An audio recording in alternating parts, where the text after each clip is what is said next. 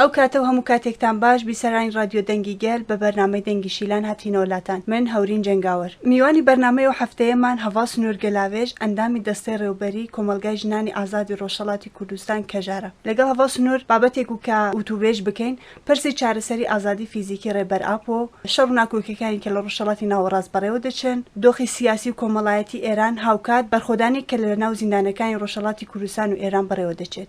هەوا سنوور بەخێر هاتن بۆ بەرنامەکەمان. زۆر سپاس دەکەم. هەر وەک دەزانن دوای 44 مانگ گۆشەگیری لە ئیمراڵی چاوپێکەوتنێک لەگەڵ ڕێبەراپۆدا دروست بوو. عومەر ئۆجەلان وەکو برازای ڕێبەراپۆ چاوپێکەوتنی لەگەڵ ڕێبەراپۆ کرد، ینی چاوپێکەوتنەکە سنووردارمە، ینی وەکو بنەماڵەیەک هێشتیان عومەر ئۆجەلان ڕێبەر ئاپۆ ببینێ نەک وەکو پارێزەرێک. ئێوە ئەو بارودۆخە چۆن هەڵدەسەنگێنن؟ بەڵێ کۆمپلەی نێودەوڵەتی یاسایی ساڵی 1999 بە ئارمانجی کە ڕێخستنی تەفگەری ئازادی خواست کە گەلی کورد کە ڕێبەر ئاپۆ کە بەرخودانی گریلاکانی ئازادی سەری چیە تێک ببن.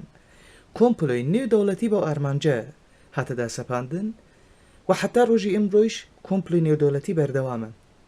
ڕێبەر ئاپۆ هەر بەل لە ئەوە هەر بەل لە کۆمپلۆی نێودەوڵەتی و ماوەیە کە لە زیندانی ئیمرالیدایە هەر ویستی بە شێوازی ئاشتیانە ئەم کێشانە چارەسەر بکات. بەڵام سەرڕای داخوازی ڕێبەراپۆ هەوڵدان و تێکوشانی ڕێبەراپۆ کۆماری فاشیستی ئاکەپە و دەوڵەتە هەگۆمۆنەکان سەرڕای ئەم داخوازیە بە ڕێبازی کۆمپلۆ کورکردنی کۆمپلۆ بە ڕێبازی پۆلۆتیکای ئینکار و ئیمها بە ڕێبازی قڕکردن هەر ویستیان لە سەرەتادا ڕێبەر ئاپۆوە بە ڕێگە ڕێبەر ئاپۆ گەلی کورد و تەفگەری ئازادی خواست تێک ببن. ماوەیەکی زۆر درێژ بوو بەڕاستی 44 مانگ بوو ئێوەش ئاماژەدان پێکرد کە لەگەڵ ڕێبەر ئاپۆدا چاوپێکەوتن دروست نەبوو بوو. ئەم چاوپێکەوتنە چاوپێکەوتنێکی بە تەواوی سیاسی بوو. بەڕاستی لە ئەنجامی بەرخودانی گەریلاکاندا لە ئەنجامی سەرەتا لە ئەساسیدا ئەنجامی بەرخودانی ڕێبەر ئاپۆدا ئەو پیلانگێریەی کە دوشمن ویست بوو پیلانی چۆکداندن بوو، چۆکداندن بە ڕێبەر ئاپۆ بە گەلی کورد بە گریلاکان. بەڕاستی ئەو پۆلیتیکایانە بە تەواوی تێکچوو. ماوەیەکی زۆر درێژە کۆماری فاشیستی ئاکەپە کە وەکو بازی شەترەنجە پیۆنی ئەساسی هەیە، کۆماری فاشیستی ئاکەپە ئایسە ئەساسیترین عسکەرێکە کە لە بەرامبەر تەفگەری ئازادی خوازی ئێمە و تێبەکارئانین. بەڵام لە پشت کۆماری فاشیستی ئاکەپە هەموو زلهێزەکان هەن. کام هێزن ئەو هێزانەی کە دەستیان لەناو کۆمپلۆ هەبوو، ئەو هێزانەیش حتا ئێستا چاو لە ڕێگان بۆ ئەوەی کە تەفگەری ئازادی پەکەکە ڕێبەر ئاپ و گەریلاکان گەلی کورد تێک ببن. ئەم چاو پێکەوتنە وەکو لە پارلەمەنتی تورکیەدا خۆیان بۆ خۆیان ئیترافیان کرد کە ڕێگای چارەسەری ئەساسی ڕێبەر ئاپۆیە. بەڵام شەرتێکە هەیە لازمە ئاماژە بە ئەوە بێتە کردن. بەرخوداکانی گێریلا لە سەرەتادا بەرخودانی ڕێبەر ئاپۆ کە لازمە ئەم بابەتە زۆر باش بزانین کە ئایستە تێکەوشان و بەرخودانی کە ڕێبەر ئاپۆ ئەیدەکات بەرخودانی ئیرادەیە بەڕاستی تەواوی پۆلیتیکاکانی کۆماری پانفاشیزمی تورکیەی تێک برد. لەبەرەوە پێویستیان هەبوو. پێویستیان بەچی هەبوو؟ چونکە هەم لە بواری اقتصادی، هەم لە بواری دیپلۆماسی، هەم لە بواری سۆسیۆلۆژی، هەم لە بواری پەروەردەهی، لە هەموو بوارەکان و لە هەموو عەرسەکاندا نەتەنیا بە کێشە بە ئاڵۆزیەکی زۆر گەورە ڕوبەڕوویە کۆماری تورکیا. پێویستی هەبوو کە نێرینی ڕێبەر ئاپۆ، پێویستی هەبوو کە فەراسەتی ڕێبەر ئاپۆ، پێویستی هەبوو کە شێوازی فکراندنی ڕێبەر ئاپۆ بزانن، محتاج بوون. یانێ جارێکی دیکە ویستیان بەم چاو پێکەوتنە لە گۆڕ بەڕێوەندی سیاسەتی خۆیان لە ئاستی نەتەنیا ڕۆژهەڵاتی ناوین و لە ئاستی جەهانیدا لەبەر ئەوە بەڕێچوونێکی پێش بچێ ویستیان احتیاجیان بەم چاو پێکەوتنە هەبوو. چونکە لە زاپ، لە مەتینە، لە وەرخەلێ، لە ئاواشین، لە زاپێ، حتا ئێستاش گەریلاکان لە کەسایەتی خۆیاندا ناسنامە هەبوون شەرەف، ناموس، ڕوومەتی نەتەنیا گەلی کورد تەواوی مرۆڤایی دەپارێزن. ئەمە حەقیقەتێکە کە بەڕاستی پشتی نەتەنیا ئارتەشی کۆماری فاشیست پشتی بە گشتی کۆماری فاشیست و لە پشت کۆماری فاشیست پشتی زلهێزەکانی شکەناند و مهمترین و ئەساسیترین بابەتیش بەرخۆدانی ڕێبەر ئاپۆ لە ئیمرالیدایە. ڕێبەر ئاپۆ بەم گۆشەگیریە بەم زەختە بەم ئیزالاسیۆنە لەسەر ڕێبەر ئاپۆ لە ئیمرالیدا ئەوان هیوای شتێکی جیاوازیان کرد. چی بوو؟ یا بە ڕێبەر ئاپۆ یا بە گەلی کورد یا بە تەفگەری ئازادی یا بە گەریلاکانی قارەمان تەسلیمیەت بدەنە قبولکردن. بەڵام بەرعەکسی ئەو خەیاڵە پوچانە کە کردبوویان وەکو هەرجار و هەرێ دواییش لە کەسایەتی هەواڵ ڕۆژگەر و هەواڵ ئاسیادا کە حتا ئانکارە ئەو مەرکەزەی کە تەواوی تەکنیکی پێشکەوتووی کۆماری تورکیای لێ دروست دەبێ ڕۆیشتن. ئەو چوندنە بە تەنیا سەرخۆی حتا ئەویا سەرڕای ئەوە کە کۆماری فاشیست هەر ڕۆژ لە تەلەڤیزیۆنەکاندا لە مەدیا دیجیتالەکاندا بە هەر کەسێ دەڵێ کە من ئەوەندە تەکنێکلۆژیم پێشکەوتووە ئەوەندە تەکنێکی پێشکەوتوم لە دەستدایە پێشولەیەکیش ناتوانێ بێ ئیجازە ئێمە وەرێ بکەوێتە ناو نەتەنیا پێشولە دوودانە قارەمان دوودانە جانفەدا دوودانە دڵسۆزی کە لە کەسایەتی خۆیاندا بە ئارمانجی مسۆگەرکردنی ئازادی ڕێبەر ئاپۆ حتا ئەنکارا چوون نزیکەی 50 کەسیان کوشت و 100 بریندار. ئەمە بەڕاستی جگە لەو پێشکەوتووە سیاسیانە کە لەو مانگەدا هەبوو هێشتا بەلاوە کە نەپەگەیشدا خویانیدا بەرنامە ڕێزی ئەم چالاکی هاتبووە کردن بەڵام لە معنای گشتیدا جوابێکی دەندان شکەن بوو لە بەرامبەر تەواوی کۆمپلۆکانی لە بەرامبەر تەواوی قڕکردنەکانی پۆلیتیکای ئینکار و ئیمهای کۆماری فاشیست لە بەرامبەری ڕێبەر ئاپۆ گەلی کورد و تەفگەری ئازادی خوازیمان. ئەوە سنوور ڕێبەر ئاپۆ لەو چاوپێکەوتنەدا دوو پامی گرنگی نارد. یەکەم گۆشەگیری بەردەوامە، دووەمیان ئەگەر دەرفەت هەبێت دەتوانم پرۆسەی ئاشتی پێش بخەم. تێڕوانینی ئێوە چیە بۆ ئەو پرۆسەی ئاشتیە کە هێرشەکان لەسەر گەل و گەریلا بەردەوامن دەتوانین ئەوە نێو بنێن پرۆسەی چارەسەری؟ ڕێبەر ئاپۆ لە پارێزنامەی پێنجەمین شارستانی مۆدرنیتەی دەموکراتیکدا و بەر لە ئەوە پرتووکێکیش بە ناوی نەقشەی ڕێی نویساند بوو بە تایبەتی لەو هەردوو پرتوکانەدا زۆر بە جوانی تاوتوێی کێشەکانی ڕۆژەڵاتی ناوین کێشەیەکە بحرانێکە ئایستە لە تورکیا بەڕێوە دەچێ چەندە تەسیری لە ناو ڕۆژڵاتی ناویندا هەیە. کۆماری پانفاشیستی تورکیا لازمە شتە بزانێکە لە پشت ئەوە دەوڵەتە لێکە دەیانەوێ بەرژەوەندی خۆیان بەرژەوەندیشیان چییە؟ پرۆژەی گەورەی ڕۆژڵاتی ناوەڕاستە چونکە دەیانەوێ بەڕاستی ڕۆژەڵاتی ناوین بەگشتی دەستە سەر بکەن.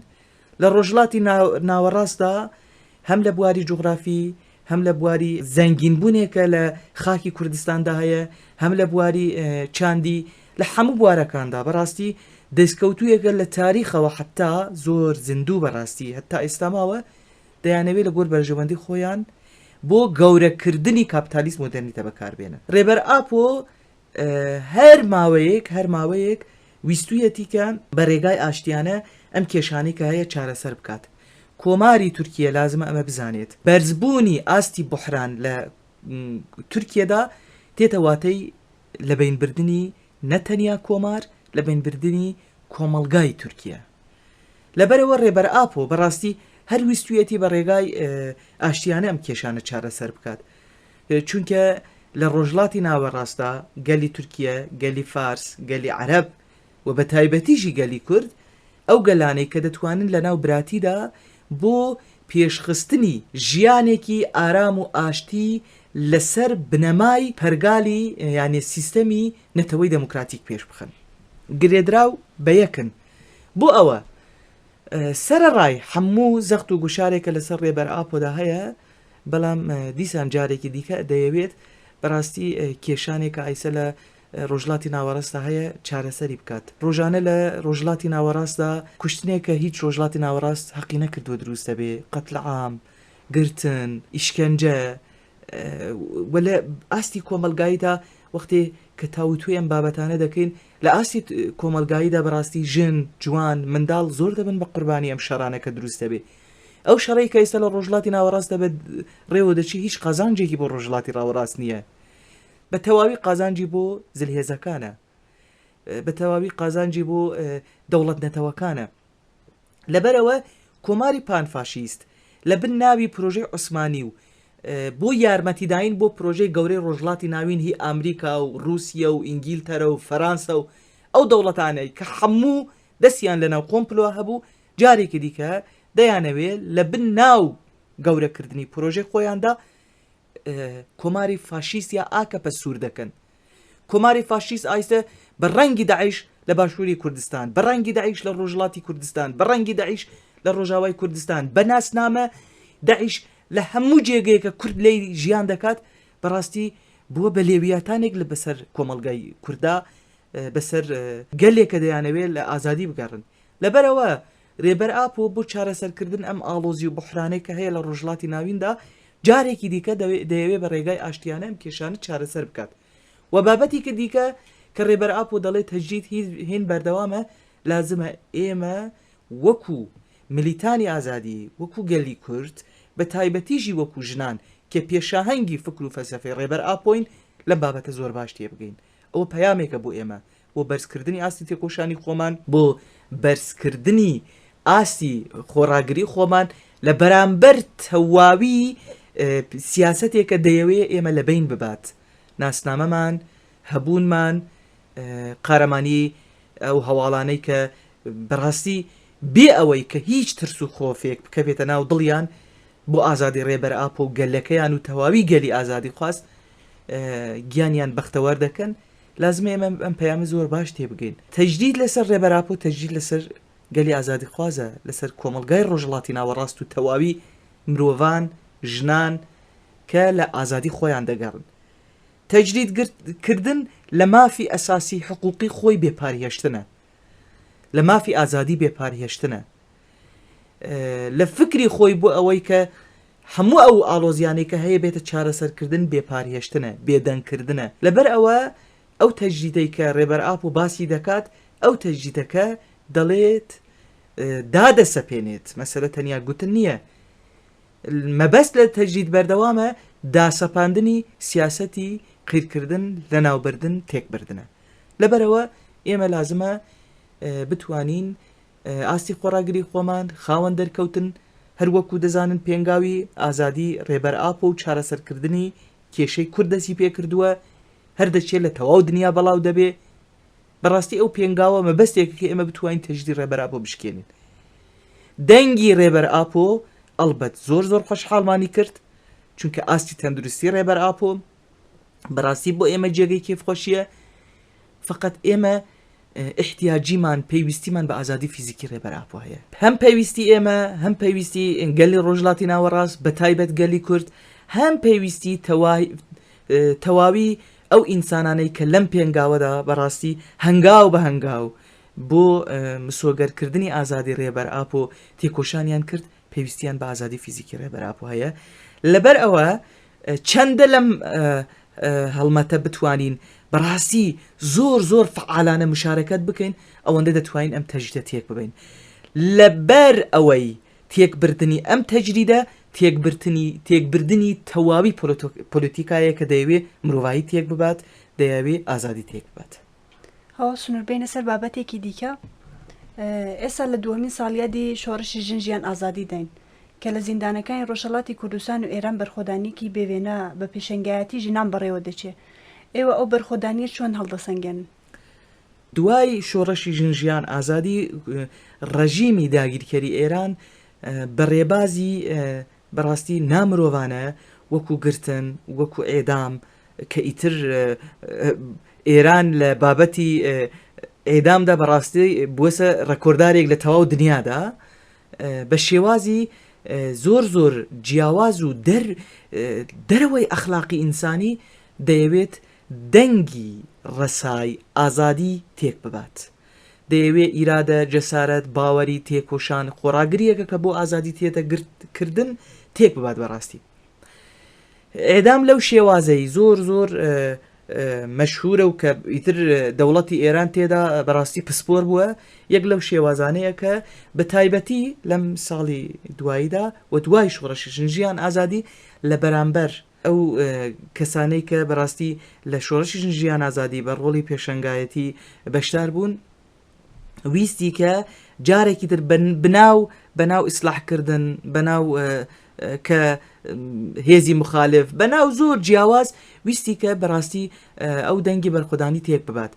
ئێستا بە تایبەت لەلایەن ژنانەوە وەکو هەواڵ جوانە کە هەرێ دواییش دەستی بە ئیتیساب غەزا کرد، هەواڵ پەخشان، شەریفە، گولڕوخی ئیرایی بەڕایبەت و لە ئەساس تا و سەرەتادا هەواڵ زەینەب جەلالیان بەرخۆدانیەکی بێوێنە بەڕاستی تێتە بڕێوەبردن. بەرخۆدانی ئەم ژنە قارەمانانە لە زیندان سەرەڕای هەموو زەخت و گوشارێکە هەیە بەڕاستی لە کەسایەتی خۆیاندا ئایسە خاوەنددارێتی لە ئەو ژنانەی لە ئەو دەنگە ڕەسایی کە لە ژنجیان ئازادیدا ویستی بە ئارمانجی سەرخستنی شۆڕش بگات.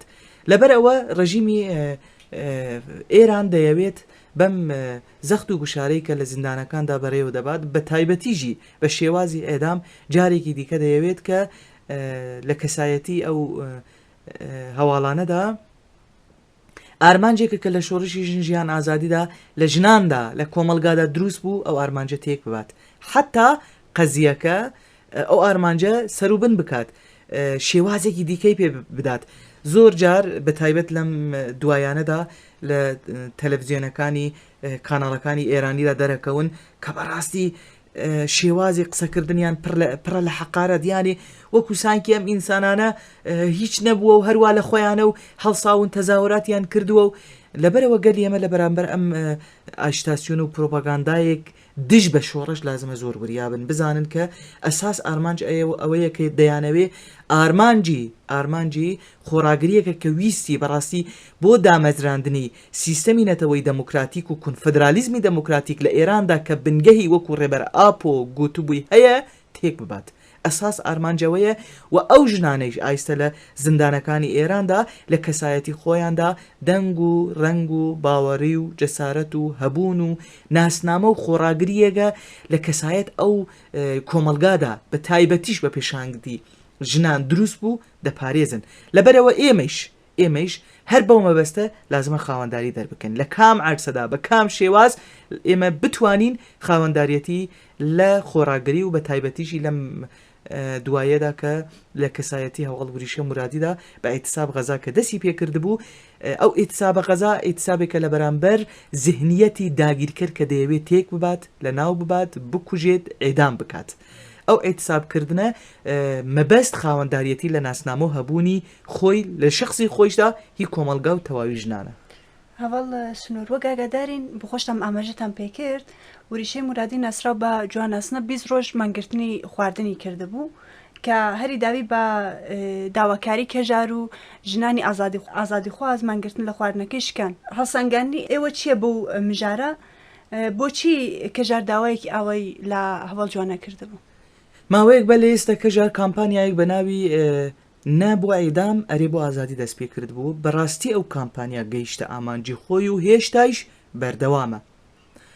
ئەو کامپانیا هەم لە ئێران هەم لە تەواوی جیهاندا بەڕاستی بە پێشەنگایەتی ژناندا توانی پەیامی ئەوەی کە کۆماری ئیسلامی ئێران لە بن ناو ئیسلامیەتە لە بن ناو قانونی شەریعەتە لە بن ناو فەقیهی کە بەیانی حتا ئێوارە لە بن ناو ئیسلامیەتە چه زەخت و گوشار چه بێحورمەتی چه کۆلەکردنی ژنان نامێنێ بەسەر ژناندا ناداسەپێنن. ئێدامکردن یەک لە شێوەیەکە کە لە ڕژیمی ئێراندا ئیتر حاڵەتێکی قانونی گرتووە.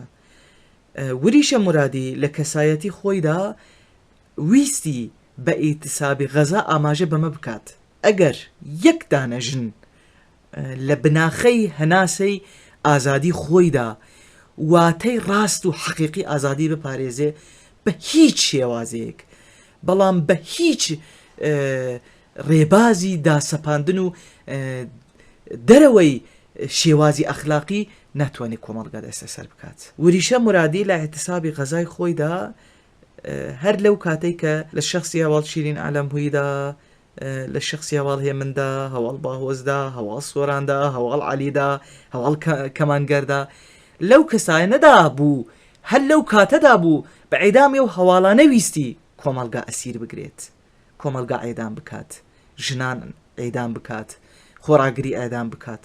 بەڵام بەداخەوە ڕژیمی ئێران هەر کاتێک کە ویستویەتی خشونەت زۆرتر بکات، ئەیدام زۆرتر بکات، گرتن و ئیشکەنجە و زەخت و بشار زۆرتر بکات، لە بەرامبەر خۆراگری و قەحرەمانتیەکی زۆر زۆر بێوێنە قراری گرتووە. شۆڕەشی ژنجیان ئازادی ئیسپاتێکی بێوێنەیە بۆ ئەم ڕاستیە. بەرخۆدانیە کە ئایستە لە زیندانەکانە بەڕێوە دەچن نمونەیەکی بێوێنەیە بۆ ئەم ڕاستیە.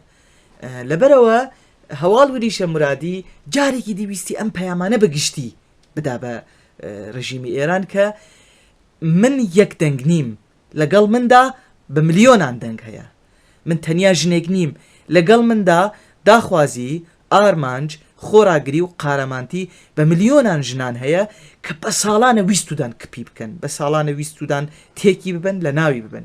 وریشە مرادی بەم ئیتسابە غەزا ویستی دەنگی خۆی، ئارمانجی خۆی، پەیامی خۆی بدا بە تەواوی گشتی ژنان. هەروەها دەزانین کە کاتێککە دەستی بە ئیتسابی غەزا کرد، دوای ماوەیەکی زۆریش نەبێ بەڕاستی ڕەوشی تەندروستی هەواڵ وریشێک کەوتە ژێر مەترسیەوە، لەبەرەوە وەکو کەژاری ئوروپا بە تایبەتی داخوازی هاتەکردن کە هەواڵ وریشە دەست لە مانگرتن بەردا.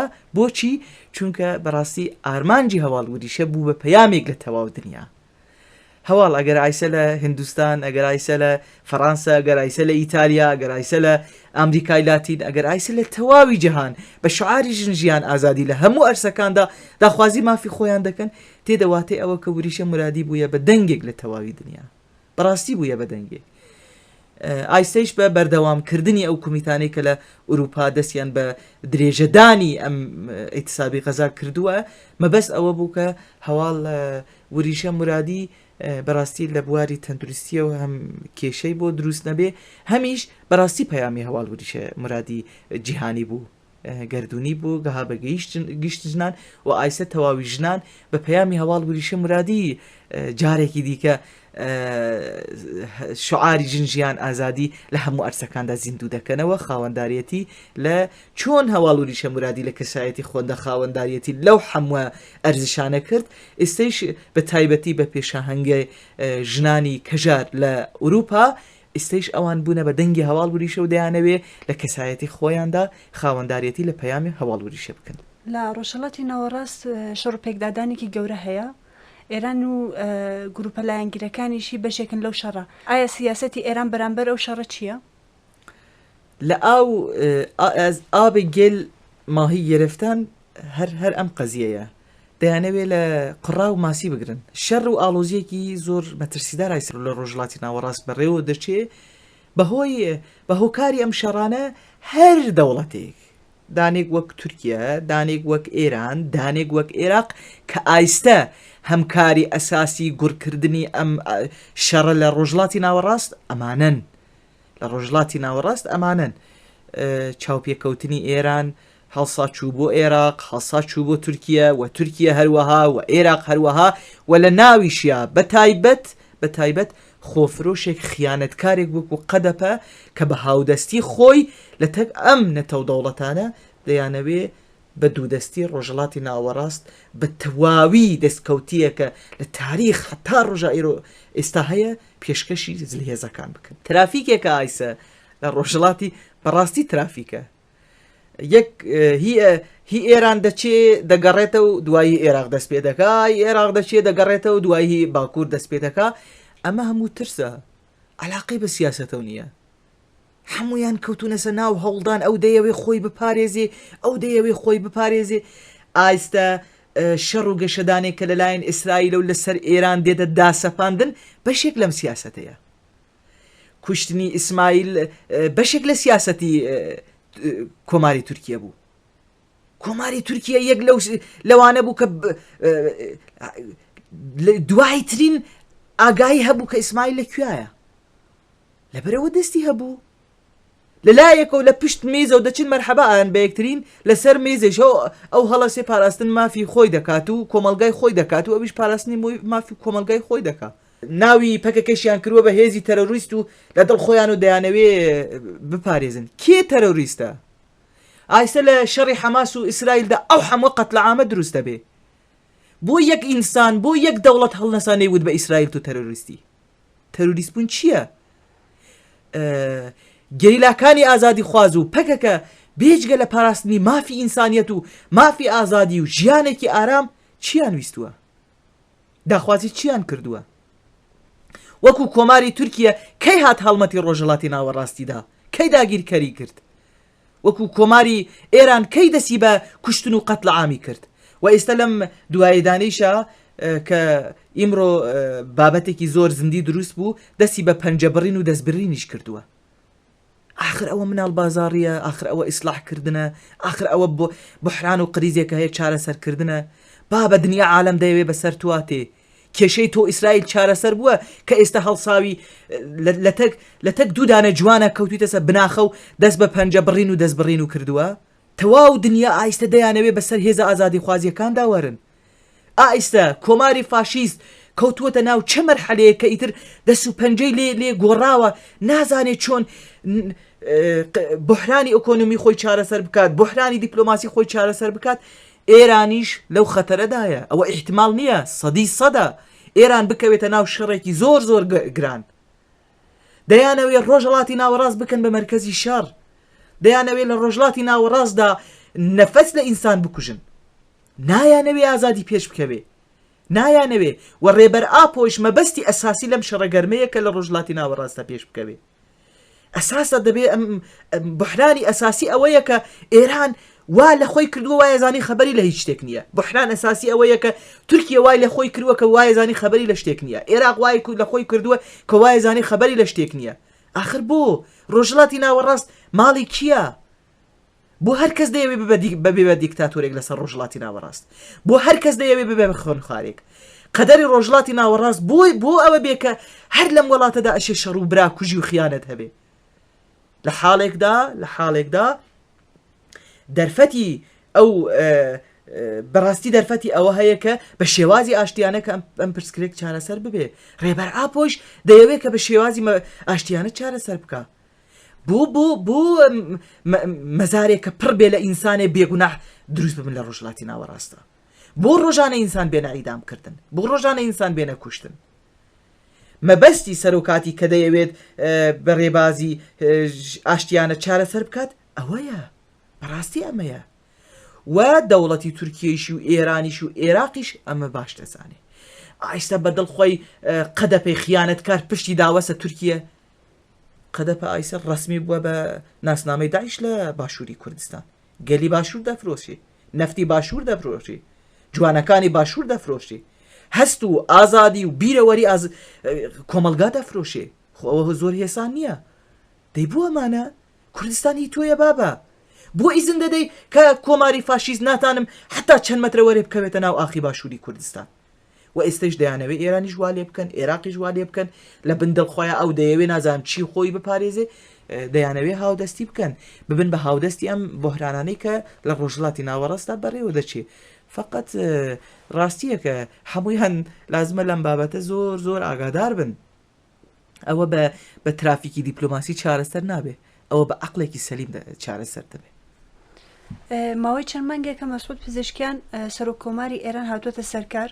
مەسعود پزیشکیان لە بانگەشەکانیدا باسی ئۆقافی ملی و چارەسەری کێشە و گوزارانی ژیانی خەڵکی دەکرد. بەڵام دوای هاتنە سەرکاری و کابینەی نوێ نە کێشەکان چارەسەر بوون بەڵکو زیاتریش بوون. ئایا ئەوە نیشانداری ئەوەیە کە هیچ هەوڵدانێکی ڕێژیمی ئێران نییە لەسەر گۆڕینی سیاسەتی خۆی؟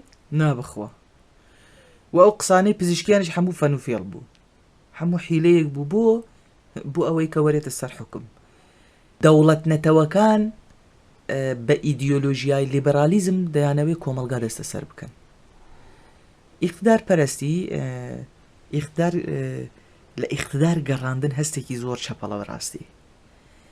ئەوەی کە دەیەوێ ببێ بە ئیقتدار دەتوانێت ئیخانەت لە خۆشی بکات، لە ناسنامەی خۆی لە هەبوونی خۆی لە حەقیقەتی خۆی لە تاریخی خۆی لە مێژووی خۆی لە هەموو شتێکی خۆی دەتوانێت خانەت بکات. گەلی ڕۆژهەڵاتی کوردستان و ئێران ئەوەندە گەلێکی نەزانین کە تاوتوێ بابەتانە نەزانن. بەداخەوە گەلی ڕۆژهەڵاتی کوردستان و ئێران ئیتر ئەوانیش چۆن ئیقتدارگەرایی و دەسەڵاتداری و سوڵتەگەری ئێران بۆ ئەو بووە بە ئیتر ڕشتێک ئەساسی، گەلی ڕۆژهەڵاتی کوردستان و ئێرانیش ئیتر لە دیتن و تاوتوێی کردنی ئەم قەزیانە ئەوانیش زۆر تێگەیشتونی تر. ئەگەر تێگەیشتون نەبووین شۆڕشێک بناوی ژنیان ئازادی دروستە بوو، ئەگەر بەڕاستی کۆمەلگایەکی زۆر زەعیف با و دەوڵەت چی بگوتە پێکیان هێنا بە شۆڕشێک بناوی ژنیان ئازادی دروستە بوو، ئیمکاناتی نییە. شۆڕش ژنیان ئازادی هێشتایش بەردەوامە. ئێستاش لە بناو ببورن پشتی پزیشکیان هاتە سەر حکم لە ناو کوچە و کۆڵانەکانی ئێران و ڕۆژهەڵاتی کوردستانە لە بناو حەجابدا چەندانە کەنیشک بە زەویدا هاتنە خشکاندن و بە زۆری کەوتنە ناو عەرەبە، چەندانە پیا و خۆ ئاوا ڕسمی لە تەلەڤیزیۆنا پەخشەوێتەوە، لە دڵخۆیە و ئیسلامە و لە دڵخۆیە و قانونی شەریعەتی هەیە، چەندانە پیا و بە ئەو دارەی کە بەدەستیانە و بوو لە ژنیاندا و ژنیان بە زۆری خستە ناو سیارە. بۆچی؟ بۆ دوو تاڵقش پزیشکیان ئیتر بە چە ڕۆیەک و دەرەکەفێتە سەر تەلەڤیزیۆن باسی ئازادی و باسی پێشەنگایەتی ژنان و ئێستا لە شخصی کابینەی پزیشکیاندا بە بەشدارکردنی 4-5 ژن وایەزانی مەبەستی ئازادی هاتووەتە گۆڕاندن، وایەزانی زەمینی ئازادکردن و ژیانێکی ئازادی فراهەم کردووە بۆ ژنان، نەتەنیا لە شخصی پزیشکیان لە ئێراندا، هایسە لە تەواوی دنیادا دەیانەوێت کە بە چەندانە بە جلوە نیشانداین چەندانە ژن بۆچی واکەن؟ چونکە ڕێبەراپۆ لە فەلسفەی خۆدا لە تێکۆشانی خۆیدا لە پارێزنامەکانی خۆیدا لە شۆڕشی خۆیدا لەو ڕۆژە و کە دەستی پێ کرد حتا ئێستاش هەبوونی ژنی پاراستووە و دەی پارێزێ.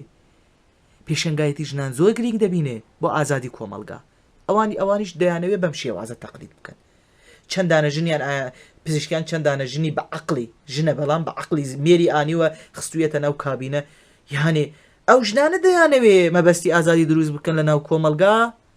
کورە ئەو ژنانە هەموو مێشکیان و هەستیان و بیر و باوەڕیان لە ئیقتدار پەرستی پیا و جنسیەت گەرایی پیا و پڕە بووەسەوە. ئەوانە پێشەنگایەتی بکەن بۆ ئازادی ژن، ئەمانە هەموو فەنوفێڵن حیلەن. پزیشکیان چۆن بەو ڕوپوشەی کە بیستی لەسەر چاو کۆمەلگا داینێ، بەداخەوە ئەو ڕوپەشە ها بەسەر پزیشکیان بۆ خۆی و ئەو ڕوپوشە لەسەر ئەو نقابە هێشتا ها بەسەر پزیشکیان بۆ خۆی و شۆڕەشی ژنجیان ئازادی ئەو نقابانەی هەموو لە زەوی خست، ئەو فەنوفێڵانەی هەموو ئەشکەرە کرد، ئەو حیلەیانەی هەموو ئەشکەرە کرد.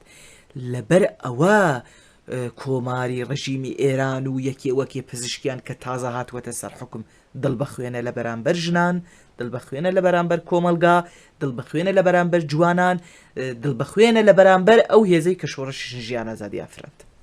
هەوا سنوورگەیشتنە کۆتایی بەرنامەکەمە سپاس بۆ بەشداربوونتان. سپاس خۆش هەر بژیت. بیسەرانی ئازیز گەیشتینە کۆتایی بەرنامەی و هەفتەیەمان. بەرنامەکەمان لەسەر پرسی چارەسەری ئازادی فیزیکی ڕێبەراپۆ شەڕ و ناکۆکەکانی ڕۆژهەڵاتی ناوەڕاست کە بەڕێوە دەچن دۆخی سیاسی کۆمەڵایەتی ڕۆژهەڵاتی کوردستان و ئێران بەرخۆدانی زیندانەکان بوو. بۆمە بەس میوانداریمان کردبوو لە هەڤڵ سنوور گەلاوێژ ئەندامی دەسێ ڕێبەری کۆمەلگای ژنانی ئازادی ڕۆژهەڵاتی کوردستان کەژارە.